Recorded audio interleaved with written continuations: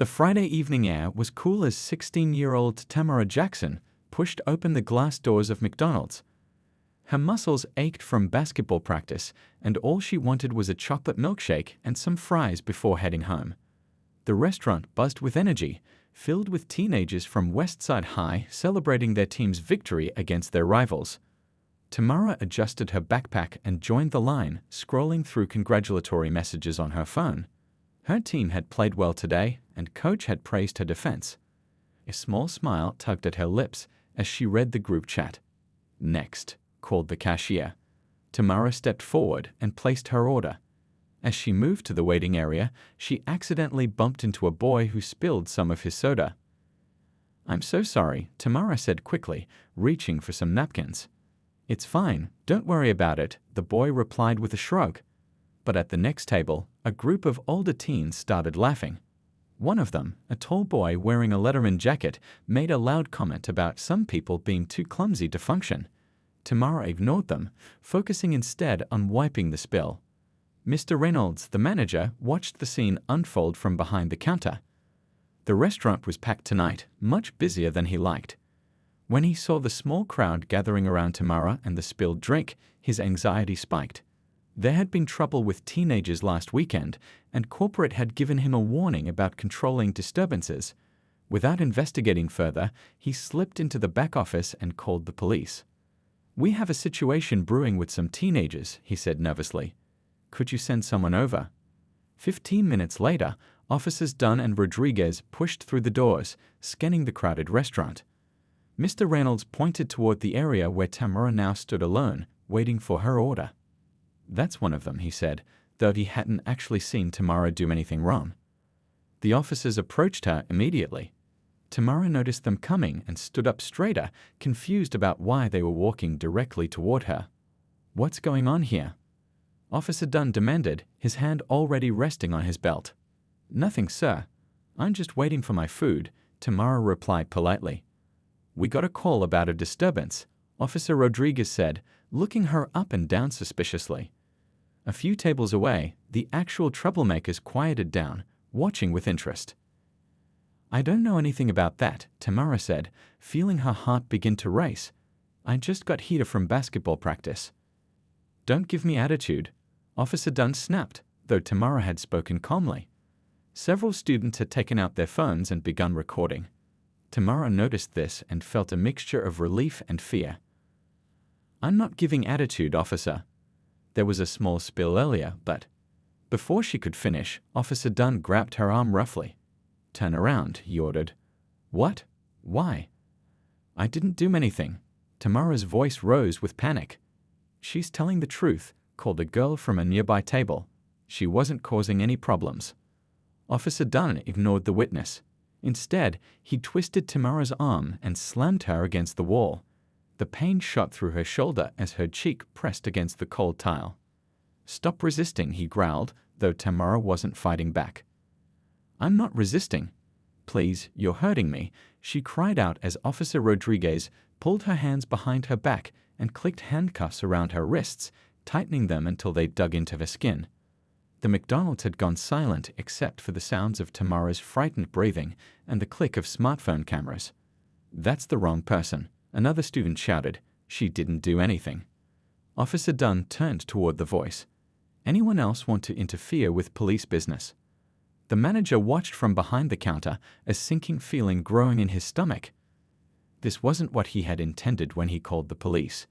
The actual troublemakers had slipped out the side door during the commotion.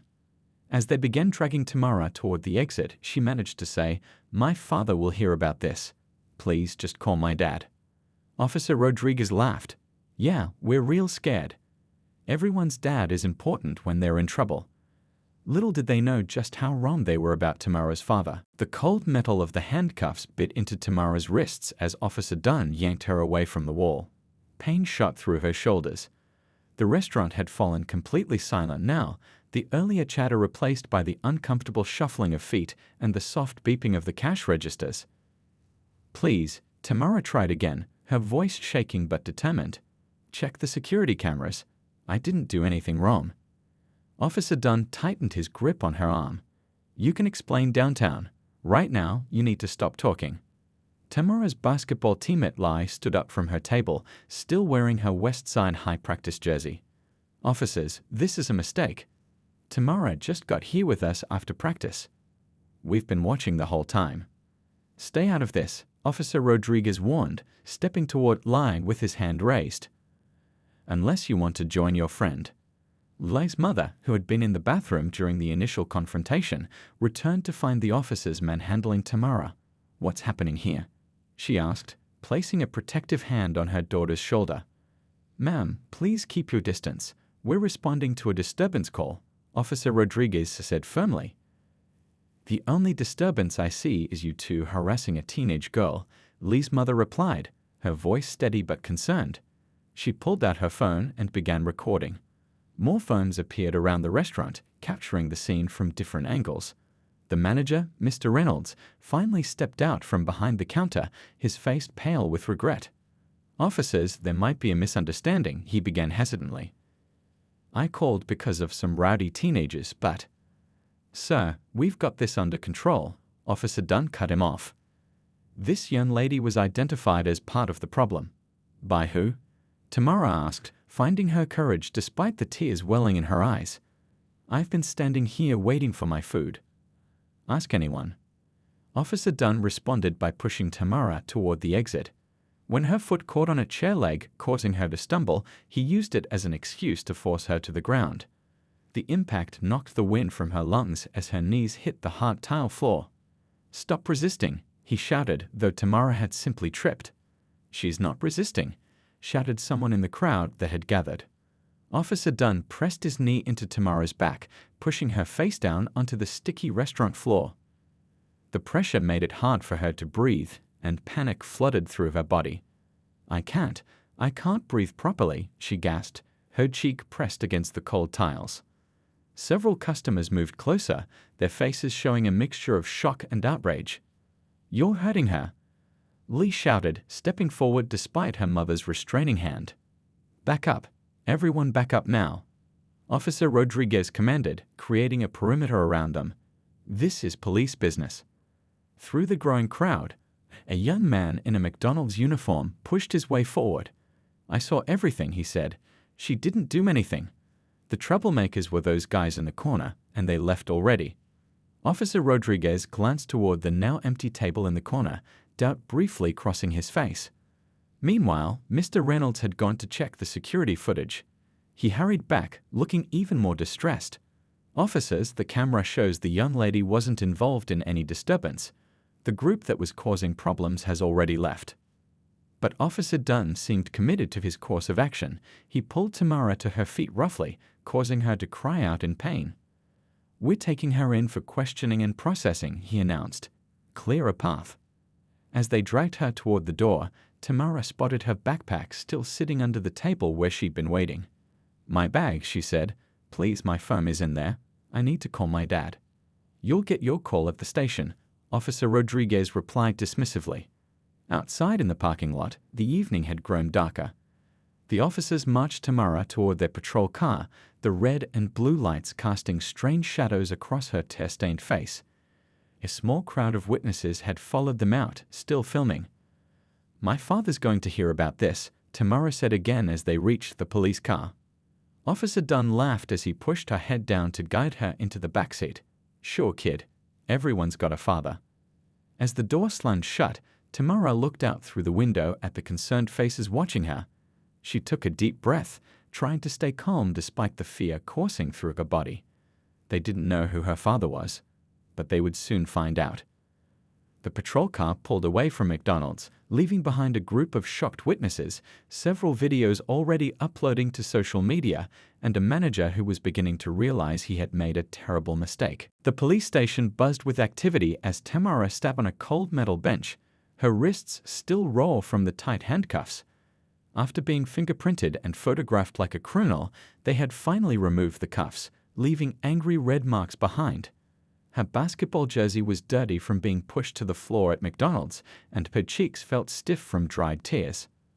A female officer named Wilson had been assigned to watch her while the paperwork was being processed. Officer Wilson kept glancing at Tamara with something like doubt in her eyes. She had overheard parts of Tamara's story during processing and seemed unsure about the situation. "Can I please call my father now?" Tamara asked, trying to keep her voice steady. Her earlier fear was slowly being replaced by anger, a quiet, determined kind of anger that helped her stay focused. Officer Wilson hesitated, then nodded. "Follow me to the phone." As they walked through the busy station, Tamara caught snippets of conversation and the constant ringing of phones. Officers Dunn and Rodriguez were nowhere to be seen. They had handed her off to the booking officers as soon as they'd arrived. At the wall-mounted phone, Officer Wilson explained, "You get one call. Make it count." Tamara's fingers trembled slightly as she dialed her father's number. He picked up on the second ring. "Hello." His deep, calm voice nearly brought fresh tears to her eyes. "Dad," she said, her voice cracking. "I'm at the police station downtown. They arrested me at McDonald's. I didn't do anything wrong." There was a brief silence on the other end. When he spoke again, his voice was still calm, but with an edge Tamara recognized. It was the voice he used in the courtroom. "Are you hurt?" he asked first, his concern obvious. "My wrists are sore from the handcuffs, and my shoulder hurts where they pushed me against the wall," she answered honestly, rubbing her shoulder at the memory. Officer Wilson shifted uncomfortably beside her, avoiding eye contact. "Listen carefully," her father continued. "Don't answer any more questions. Don't sign anything. Tell them your attorney is on the way. I'm leaving right now." "Okay," Tamara whispered. "Stay strong, baby girl. I'll be there soon." The line went dead, and Tamara handed the phone back to Officer Wilson. There was a newfound confidence in her posture now. "My father is coming. He says I shouldn't answer any more questions until he gets here." Officer Wilson nodded, leading Tamara back to the bench. "That's your right." 20 minutes passed. Tamara watched the clock on the wall tick slowly. Officers moved back and forth, sometimes casting curious glances her way. She heard Officer Dunn's voice from somewhere in the station, laughing about something. Then the front doors swung open, and the energy in the room instantly changed. Anthony Washington walked in, 6 feet tall, wearing a perfectly tailored dark blue suit despite the late hour. His presence commanded attention. This wasn't just Tamara's father, this was Anthony Washington, the civil rights attorney whose face had been on the news dozens of times for winning high-profile police misconduct cases. The desk sergeant looked up and froze. Officer Wilson's eyes widened in recognition.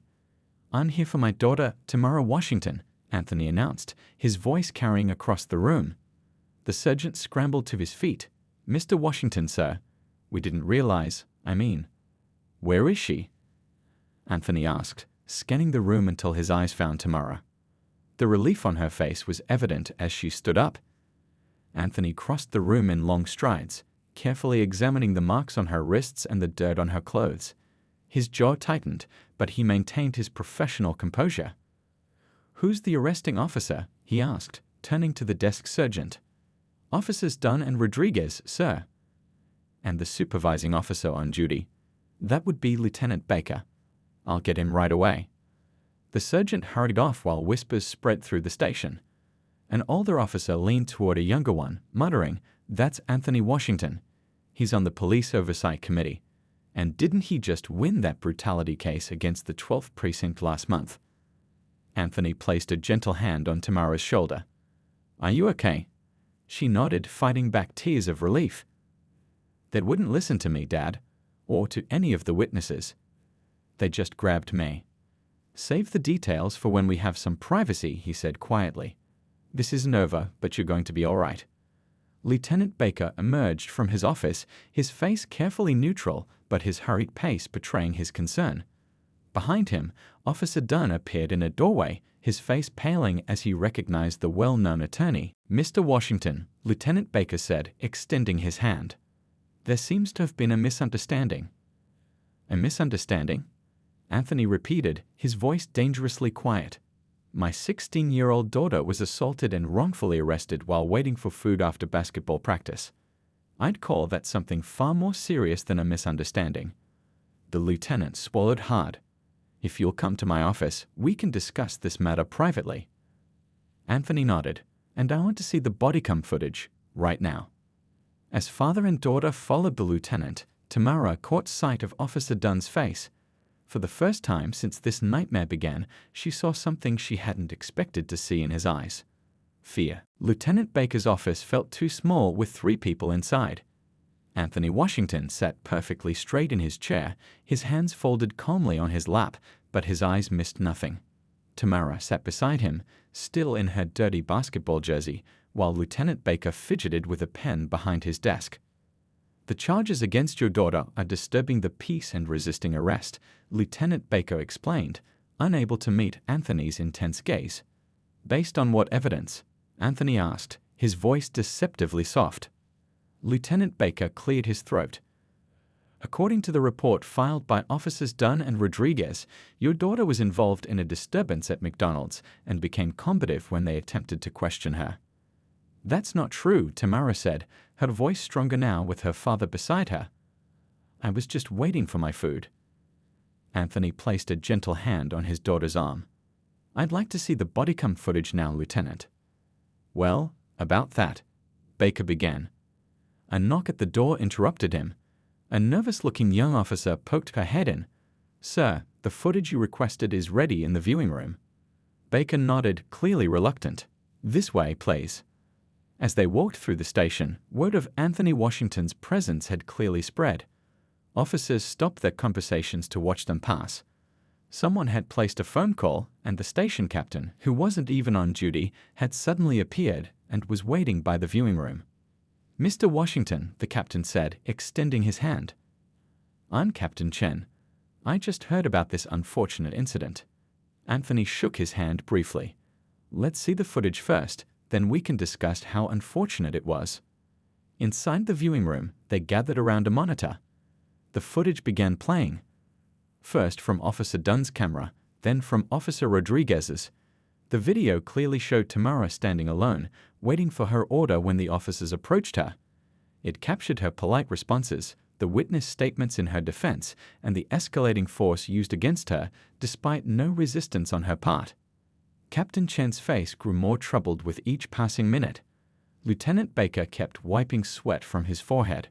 When they reached the part where Officer Dunn forced Tamara to the ground, Anthony's knuckles turned white as he gripped the edge of the table. The footage ended after Tamara was placed in the patrol car. A heavy silence filled the room. "I've seen enough," Anthony said, his voice tight with controlled anger. "I want all charges against my daughter dropped immediately. I want a formal apology, and I want Officers Dunn and Rodriguez in this room right now." Captain Chen nodded quickly. "Of course. The charges are already being processed for dismissal." He turned to Lieutenant Baker. "Get those officers in here." While they waited, a female officer brought Tamara's backpack, which had been retrieved from McDonald's. Tamara pulled out her phone to find dozens of messages from teammates and friends who had witnessed what happened.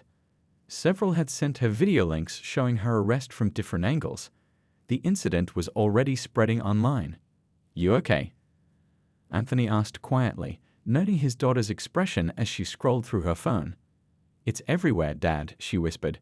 "Everyone saw what they did to me." Before Anthony could respond, the door opened. Officers Dunn and Rodriguez entered, their earlier confidence completely gone. Officer Dunn's eyes widened when he recognized Anthony Washington up close. Rodriguez looked down at his shoes. "Do you know who I am?" Anthony asked them directly. Officer Dunn swallowed hard. "Yes, sir. You're Anthony Washington. You're on the Police Oversight Committee.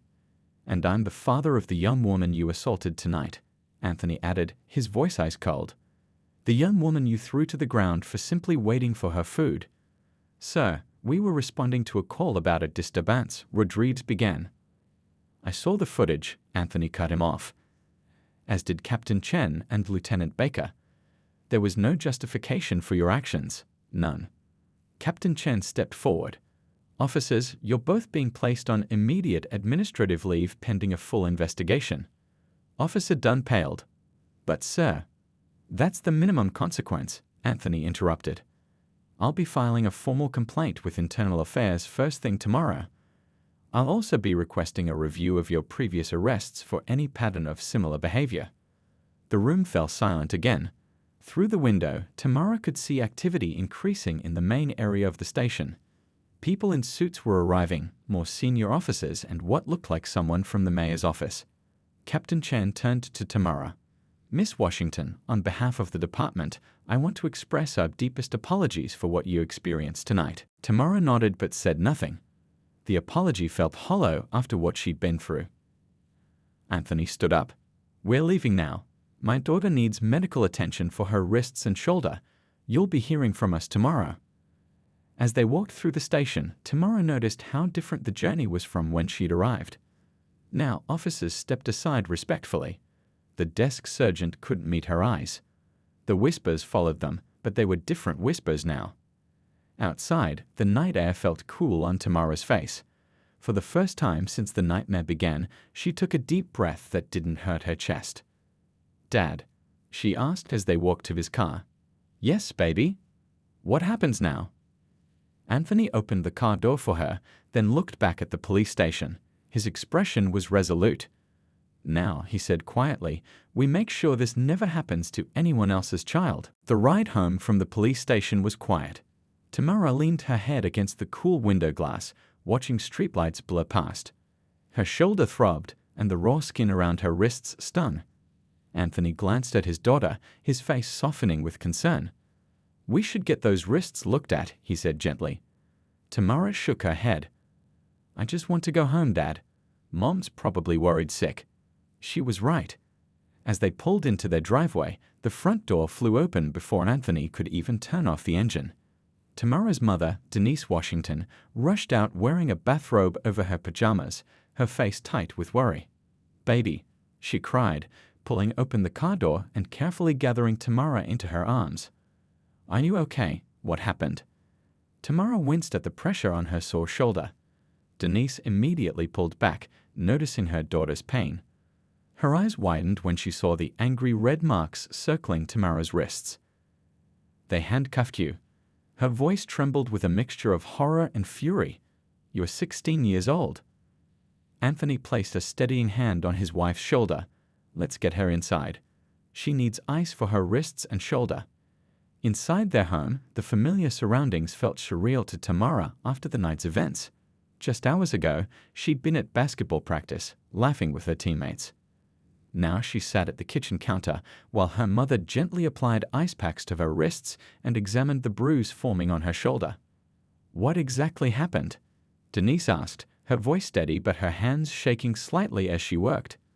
Tamara recounted the events, the misunderstanding at McDonald's, the manager's call, and the officer's immediate aggression. With each detail, her mother's expression darkened.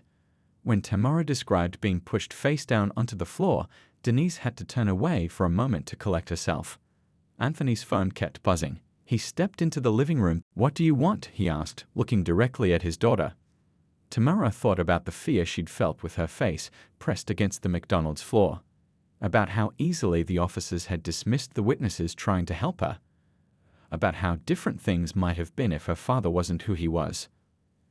"I want things to change," she said softly, "not just for me. What if it had been someone whose dad isn't on the police oversight committee?" Anthony nodded, pride evident in his eyes. "That's my girl." Later that night, after taking a long shower and changing into clean clothes, Tamara finally climbed into bed. Her body ached, and despite her exhaustion, sleep seemed impossible. Every time she closed her eyes, she felt the handcuffs tightening around her wrists or heard Officer Dunn's harsh voice. A soft knock on her door broke through her thoughts. Her mother entered, carrying a mug of chamomile tea. "Thought you might need this," Denise said, sitting on the edge of the bed. She reached out to stroke Tamara's hair, just as she had done when Tamara was small. "I'm so sorry this happened to you, baby." "I kept telling them I didn't do anything wrong," Tamara whispered, her voice catching. "But they wouldn't listen. It was like I wasn't even a person to them." Denise's eyes filled with tears, but her voice remained strong. "You listen to me. What happened tonight was wrong. It wasn't your fault. And your father and I will move heaven and earth to make sure those officers are held accountable." After her mother left, Tamara checked her phone one last time. The videos had thousands of views now. Comments expressed outrage at her treatment. Hashtags were forming. Her teammate Lai had given an interview to a local news blogger, carefully not naming Tamara but describing what happened. Tomorrow would bring reporters and questions. There would be statements to make and decisions about how to proceed. But for now, Tamara set her phone aside and closed her eyes, trying to find a moment's peace in the aftermath of a storm that was only beginning. By morning, the videos had gone viral. Tamara woke to the sound of her phone buzzing non-stop with notifications. When she looked out her bedroom window, she saw news vans parked along their street. Her mother knocked gently before entering with a tray of breakfast. "You don't have to go to school today," Denise said, setting the tray on Tamara's nightstand. "Your principal called." She saw the news. Tamara nodded, her muscles still sore as she sat up in bed. The bruise on her shoulder had darkened overnight, and the marks on her wrists were still visible. She winced as she reached for the orange juice. "Dad already left?" she asked. "He had an emergency meeting with the police commissioner at 7 this morning," her mother replied, sitting on the edge of the bed. The mayor called him directly. The situation had escalated faster than any of them had anticipated. Within 48 hours, both officers Dunn and Rodriguez had been placed on administrative leave. The police department issued a formal statement acknowledging concerns about the use of force and promising a thorough investigation. But to Tamara, these words felt empty. She had seen the look in Officer Dunn's eyes when he slammed her against the wall. No investigation would capture that moment. On the third day, Anthony called a family meeting in their living room. His face showed signs of exhaustion. He barely slept since the incident. "The department wants to settle this quietly," he explained, his voice heavy with frustration. "They're offering an apology, a financial settlement, and a promise to review training procedures." "That's it?" Denise asked, disbelief clear in her voice. "After what they did to our daughter." Anthony shook his head. "That's their opening offer. They're scared because of who I am and my position on the oversight committee. They're worried about the publicity." Tamara sat quietly, listening to her parents discuss the situation. The bruises on her body were healing, but something inside her still felt broken. The fear she'd experienced that night at McDonald's lingered, making her jump at sudden noises and grow tense whenever she saw a police car. "What do you think, Tamara?" her father finally asked, turning to her. She took a deep breath. "I don't want money. I want things to change.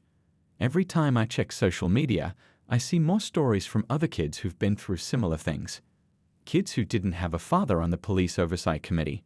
Kids whose stories never made the news." Anthony nodded, pride visible in his tired eyes. "That's exactly what I told the commissioner this morning." Instead of accepting the settlement, Anthony proposed something different. He arranged a meeting with the police commissioner, the mayor, community leaders, and representatives from several youth organizations. Tamara was invited to attend and share her experience firsthand. The meeting took place at City Hall in a large conference room with windows overlooking downtown. Tamara felt nervous as she entered alongside her father, aware of all the important people waiting inside. She wore a simple blue dress, her basketball team pin attached to the collar. The bruises were fading but still visible enough to serve as a silent testament to what had happened. When it was her turn to speak, Tamara's voice wavered at first, but grew stronger as she recounted that night at McDonald's. She described the fear, the humiliation, and the helplessness she felt. She explained how even knowing her father's position hadn't protected her in that moment. "I keep thinking about other kids who don't have what I have," she concluded. "Kids whose parents aren't lawyers or committee members. Kids who might not have witnesses recording on their phones. What happens to them when they're treated this way?" The room fell silent when she finished. The police commissioner, a tall man with graying hair, couldn't meet her eyes. The mayor, who had been taking notes, set down her pen. Anthony then presented what he called the Community Safety Initiative, a comprehensive program that would include implicit bias training for officers, new guidelines for interactions with minors, community engagement requirements, and a civilian review process for use of force incidents involving young people. "This isn't just about what happened to my daughter," he explained. "It's about making sure it doesn't happen to anyone else's child." After the meeting, as they walked to the car, Tamara felt a strange mix of exhaustion and hope. A group of teenagers had gathered outside City Hall, holding signs with her name and the hashtag that had spread online, #JusticeForTamara. One girl stepped forward, It was Lai, her teammate from basketball. "We're all behind you," she said, giving Tamara a gentle hug, careful of her bruised shoulder. That evening, the police commissioner held a press conference announcing the formation of a special task force to implement Anthony's proposed reforms. Officer Dunn had been suspended pending termination proceedings, and Officer Rodriguez would undergo extensive retraining and community service. As Tamara watched the announcement on TV with her parents, her phone lit up with a message. It was from Mr. Reynolds, the McDonald's manager who had called the police that night. "I'm so sorry for what happened," his message read. "I've been thinking about how I could have handled things differently. Would you be willing to talk with me? I want to make changes at my restaurant too." For the first time since that night, Tamara felt something shift inside her. The fear was still there, but now it was joined by something else, a sense that maybe, just maybe, her pain could lead to something meaningful. 6 months had passed since that night at McDonald's. The summer heat had given way to fall, and the trees outside City Hall had turned golden and red. Tamara stood beside her father on the steps, facing a crowd of reporters, community members, and city officials. Today marked the official launch of the Washington Protocol, named after her father, but inspired by her experience. Tamara looked different now. The physical bruises had long since healed, and she stood taller, more confident. She wore her basketball team jacket over a simple white blouse. At 16 and a half, she seemed older somehow, as if the events of that night had aged her in ways that went beyond the passing of months. The mayor stepped up to the microphone first, speaking about the importance of trust between police and the communities they served. Then came the police commissioner, announcing that every officer in the department would complete the new training program by year's end. When Anthony Washington took the podium, a hush fell over the crowd. "6 months ago, my daughter stopped at McDonald's after basketball practice," he began, his deep voice carrying across the plaza. What happened next changed not only her life, but has now transformed our entire approach to policing in this city. Tamara listened as her father outlined the components of the Washington Protocol: comprehensive training on implicit bias, new guidelines for interactions with minors, community engagement requirements, and civilian oversight of use-of-force incidents. But the true test came when he introduced her. The applause as she approached the microphone surprised her. Her hands trembled slightly as she unfolded her notes, but her voice remained steady. "When I was pushed to the ground that night, I felt invisible," she began. "Like my words didn't matter. Like my truth didn't matter. I've since learned that many young people, especially young people of color, have felt that same invisibility." She paused, looking out at the crowd. Near the front stood her basketball teammates, including Lai, who gave her an encouraging nod. Mr. Reynolds, the McDonald's manager, was there too. Over the past months, he had worked with Tamara to create a new training program for his staff that emphasized de-escalation and community problem-solving rather than calling police for minor issues. "The Washington Protocol isn't just about changing how police officers are trained," Tamara continued. "It's about changing how we see each other. It's about making sure that no one feels invisible when facing authority." As she spoke, she noticed Officer Rodriguez standing at the edge of the crowd in civilian clothes. After extensive retraining and community service hours at the youth center where Tamara volunteered, he had become one of the most vocal supporters of the new program. Their first meeting after that night had been tense and awkward, but over time, something like understanding had developed between them. Officer Dunn was a different story. The investigation had revealed a history of excessive force complaints against him. He had been terminated from the force and was now fighting the decision through his union. Tamara still had nightmares about him sometimes, though they came less frequently now. After the speeches, as the crowd dispersed, a young girl approached Tamara. She couldn't have been more than 12, with braids and bright eyes that reminded Tamara of herself at that age. "I saw you on the news," the girl said shyly. "My brother got stopped by police last year. They made him lie on the ground too, even though he didn't do anything wrong." Tamara knelt to meet the girl's eyes. "I'm sorry that happened to him. That's why we're doing all this, so things can be different. He was scared to tell anybody," the girl continued.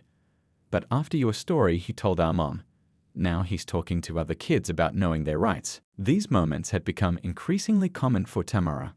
Strangers would approach her in grocery stores or at basketball games, sharing their own stories or thanking her for speaking out. Each conversation reinforced her growing conviction that her pain had served a purpose. Later that evening, Tamara joined her parents and several community leaders for dinner at her favorite restaurant, not McDonald's, though she had returned there once with Mr. Reynolds to talk with the staff about what happened. As they celebrated the launch of the Washington Protocol, Tamara's phone buzzed with a news alert. A neighboring city had just announced plans to adopt the protocol for their police department, citing its comprehensive approach and community involvement. Anthony beamed with pride as Tamara showed him the alert. "Your idea is spreading," he said quietly. Tamara shook her head. "Our idea." As the night wound down, Denise wrapped an arm around her daughter's shoulders, carefully, as she always did now, though the physical pain was long gone. "How are you feeling about everything?" she asked. Tamara considered the question. The fear from that night hadn't completely disappeared. She still felt a flutter of anxiety whenever she saw a police car. She still had moments when the memories rushed back unexpectedly. But alongside the lingering trauma was something new, a sense of purpose, a belief that her voice mattered. "I'm okay," she said finally. "Not every day, but most days, and the hard days feel worth it when I see things actually changing." As they walked to the car, Tamara glanced up at the night sky. 6 months ago, her world had been shattered by an act of injustice. Now, from those broken pieces, something new was being built, not just for her, but for all the invisible young people who might never know her name, but whose lives would be different because she had refused to stay silent. Sometimes pain became purpose, sometimes wounds became wisdom, and sometimes a 16-year-old girl who just wanted a chocolate milkshake after basketball practice could help change a city.